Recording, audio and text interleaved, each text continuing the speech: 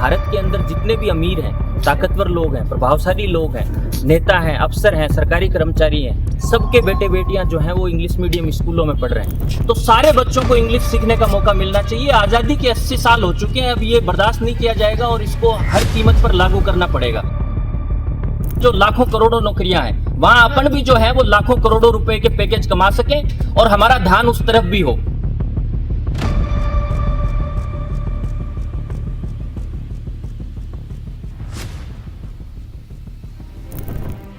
राजस्थान के थार इलाके से एक खास पहल सामने आई है, जहां झुंझुनू निवासी जितेंद्र महिला ने इंग्लिश मीडियम और निजी क्षेत्र में आरक्षण लागू करो के संदेश के साथ करीब 1300 किलोमीटर की साइकिल यात्रा पूरी कर ली है।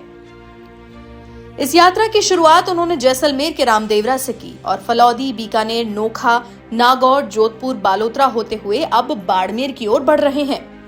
इस पूरी यात्रा के दौरान जितेंद्र महिला ने न सिर्फ लंबा सफर तय किया, बल्कि हजारों लोगों तक अपनी बात भी पहुंचाई। गांव-गांव जाकर लोगों से संवाद किया और शिक्षा व रोजगार के मुद्दों पर जागरूकता फैलाने की कोशिश की। जितेंद्र महिला का कहना है कि उनका मुख्य उद्देश्य है राजस्थान के सभी सरकारी स्कूलों में इंग्लिश मीडियम लागू किया जाए और निजी क्षेत्र में भी ओबीसी, एससी, एसटी और ईडब्ल्यूएस वर्गों को आरक्षण मिले। इस दौरान उन्होंने बाबा साहेब अम्बेडकर, ज्योतिबा फूले, सावित्रीबाई फूले, भगत सिंह और कई लोक देवताओं से प्रेरणा ली और उनके विचारों को जन जन तक पहुंचाने का प्रयास भी किया।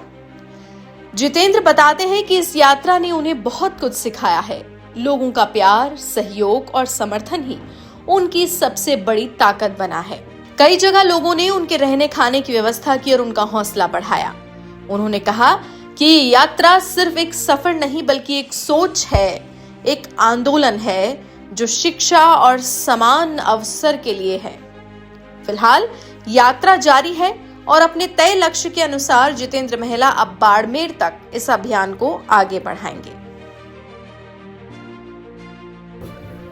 जैसा आप सब लोगों को मालूम है कि आज़ादी के 80 साल हो चुके हैं और आज़ादी के 80 साल बाद आज जितने भारत के प्रभावशाली ताकतवर लोग हैं, जितने नेता हैं, उद्योगपति हैं, सरकारी अफसर हैं, कर्मचारी हैं, सबके बच्चे जो है वो इंग्लिश मीडियम स्कूलों में पढ़ते हैं। वो इसलिए पढ़ते हैं क्योंकि वो ये जानते हैं कि अंग्रेजी जो है वो ताकतवर लोगों की भाषा है। अंग्रेजी पढ़ने के बाद कोई भी बच्चा दुनिया में कहीं भी जा सकता है। वो माइक्रोसॉफ्ट में, गूगल में, एप्पल में, दुनिया की किसी भी कंपनी में काम कर सकता है।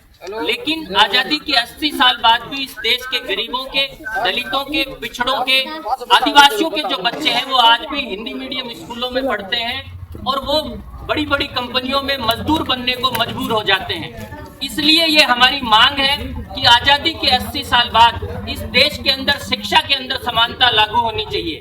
और जो सबसे बड़ा काम है कि इस देश के अंदर जो सरकारी स्कूलें हैं वहां पर इंग्लिश मीडियम लागू होनी चाहिए और इंग्लिश मीडियम पढ़ा हुआ बच्चा दुनिया में कहीं भी जा सकता है। इस मांग को जितनी मजबूती से हम लोग रख सकते हैं, इसे हमें आगे बढ़ाने की जरूरत है। और इसी मांग के लिए मैं आज यहाँ से जो है वो एक साइकिल यात्रा की शुरुआत करूंगा और कल जो है वो रामदेवरा से फलौदी के दौरान जो 50 किलोमीटर है उस यात्रा की मैं शुरुआत यहाँ से करूंगा।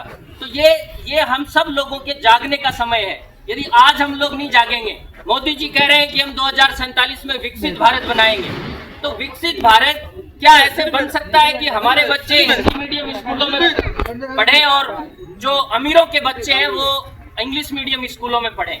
ये जब तक ये विभेद दूर नहीं होगा तब तक जो है वो गरीबों के बच्चों का कोई भविष्य नहीं है। इसलिए इस मांग के समर्थन में आप लोगों से सहयोग और समर्थन की उम्मीद करने के लिए यहाँ पर आए हैं। दूसरा जो मामला है वो है कि निजी क्षेत्र में आरक्षण लागू होना चाहिए। आप लोगों को मालूम है कि सरकारी नौकरियां सिर्फ 3 से 4% है पूरी नौकरियों के अंदर, तो जो 95-96% नौकरियां हैं वो निजी क्षेत्र में है और निजी क्षेत्र के अंदर जो है वो कोई आरक्षण की व्यवस्था लागू नहीं है। इसलिए हम लोगों का कहना है कि निजी क्षेत्र में भी आरक्षण की व्यवस्था लागू होनी चाहिए, जिससे कि एससी, एसटी, ओबीसी, ईडब्ल्यूएस सभी लोगों को जो है उनकी आबादी के अनुपात में निजी क्षेत्र में बड़ी बड़ी कंपनियों में आरक्षण मिले ताकि हमारे लोग वहां भी जा सकें। अभी जो है वो हमारे लोग सिर्फ वहां पर मजदूर बनते हैं, इसके अलावा उनका कोई कोई वहाँ पे स्थान नहीं है। इसलिए इन दो मांगों के समर्थन में आप लोगों से यहाँ पर आपने इतना जो है वो हौसला अफजाई करी। आप सब लोगों का बहुत बहुत धन्यवाद। यहाँ पर जितने आप सब सम्माननीय बुजुर्ग साथी हैं, आप सबका बहुत बहुत शुक्रिया।